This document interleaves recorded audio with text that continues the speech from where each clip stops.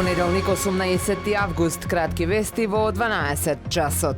Само со 2 потписи граѓанските иницијативи ќе може да учествуваат на предстојните локални избори, одлучи Државната изборна комисија и донесе правилник за регулирање на постапката за собирање потписи за поддршка на кандидатски листи поднесени од група избирачи. Истиот ќе важи само за овие избори, а се носи поради тоа што не постои законска регулатива за листи од група избирачи, откако собранието не успеа да ги донесе измените на изборниот законник со кој требаше да се утврди бројот на потребни потписи.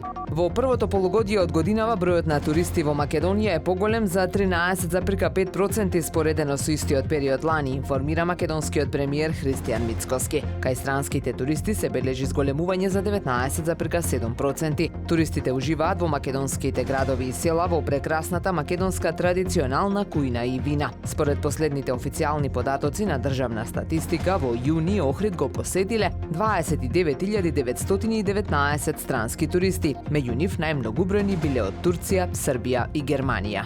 До крајот на годинава продолжува изградбата на базенот во Охрид, изјави министерот за спорт Борко Ристовски. Тој изградбата на базенот ја вброи меѓу приоритетите и плановите на министерството и порача дека спортот во Македонија е на пат кон стабилен и одржлив развој. Во мај годинава од министерството изјавија дека охриѓани ќе добијат затворен пливачки базен во текот на следната година. Министерството ја чешлаше работата на поранешната агенција за млади и спорт и на изведувачот на овој капитален објект вреден 5 милиони евра. Базенот во Охрид започна да се гради во далечната 2015 година, но за жал и понатаму останува само ветување за охриѓани.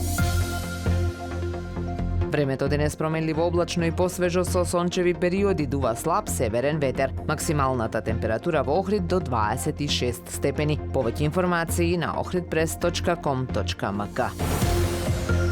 Уредник и водител на вестите Даниела Спасик. Технички реализатор Реджеп Селман.